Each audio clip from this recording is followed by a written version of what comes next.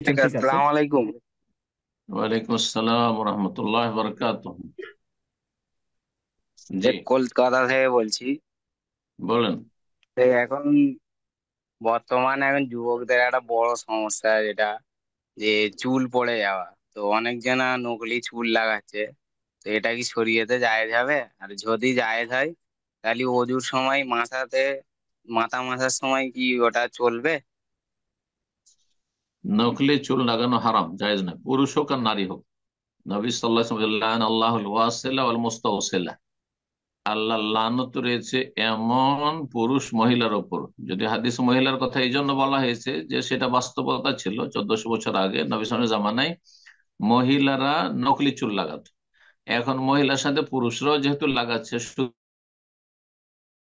সুতরাং উভয়ের উপর লানত রয়েছে। হ্যাঁ, তো এমন লোকদের উপর লানত রয়েছে যারা নকলি চুল লাগায় এবং যারা এই পেশা করে লাগিয়ে দেয়। কেউ বলছে আমার চুল লাগিয়ে দাও, চুল পড়ে গেছে, আর আরেকজন এই পেশাটি গ্রহণ করেছে। উভয়ের উপর উভয় শ্রেণীর মানুষের উপর লানত রয়েছে, পুরুষ হোক আর নারী। সুতরাং এই কাজটি কাবিরা গুনাহ। এই গুনাহ হচ্ছে কাবিরা গুনাহ, হারাম। জি, তওবা করে ফিরে আসতে হবে। জি, প্রশ্ন করুন। সালামু আলাইকুম। ওয়ালাইকুম আসসালাম রহমতুল্লাহ বরকাত। জি, জি, আমি বাংলাদেশ যশোর থেকে বলছি। বলেন। আমার প্রশ্নটা হচ্ছে ফরজ গোসল নাকে পানি দেওয়া সম্পর্কে। হম। আমার আমার নাকে সমস্যার কারণে আমি নিঃশ্বাসের সাথে পানি টেনে নরম স্থান পর্যন্ত পৌঁছানো আমার পক্ষে সম্ভব হয় না। এই জন্য আমি ডান হাত দিয়ে পানি দেওয়ার চেষ্টা করি আর বাম হাত দিয়ে পরিষ্কার করি। তাই এটা কি আমার জন্য যথেষ্ট হবে? আর একই বিষয়ের উপর আমার আর একটা কোশ্চেন আসছে, অনুমতি দিলে করতে চাই।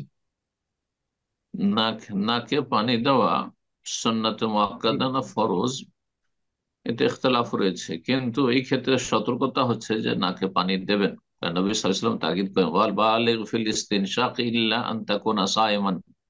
নাকে পানি দিয়ে নাক পরিষ্কার করা খুব বেশি পরিমাণ করবে, মানে খুব সুন্দর করে করবে, তবে যদি রোজা অবস্থায় থাকো তখন সতর্কতা অবলম্বন করবে। এইরকমই আপনার অসুস্থতা রয়েছে, আপনি ভিতরে আর বেশি পানি টানতে পারেন না, কোনো জোরে নয় যে আপনার পানি টেনে সর্দি লেগে যেতে হবে না। নাকে যতটা মোটামুটি ছিদ্র আছে আপনি স্বাভাবিক পানি দিলেন, ডান হাতে পানি দিলেন, বাম হাতে পরিষ্কার করলেন, যেটা বললেন, যথেষ্ট ইনশাআল্লাহ, যথেষ্ট। এক কথায় নাকের ছিদ্রের ভিতরে পানি গেছে, আর তারপরে সেটা পরিষ্কার করে ফেলেছেন, এটা যথেষ্ট আছে। একবার সিঁ করে টান দিতে হবে না, না, কোনো প্রয়োজন নেই। জি। জি, আমার দ্বিতীয় কোশ্চেনটা হচ্ছে, রোজা অবস্থায় আমরা কুলি ও নাকে পানি। হ্যাঁ, দেবেন দেবেন। নাকে পানি দাও, কোলে দাঁত করে হাদিস তো বলে দিলাম। কিন্তু বাড়াবাড়ি করবেন না, মানে বেশি টান দিবেন না যাতে ভিতরে পানি চলে যায়।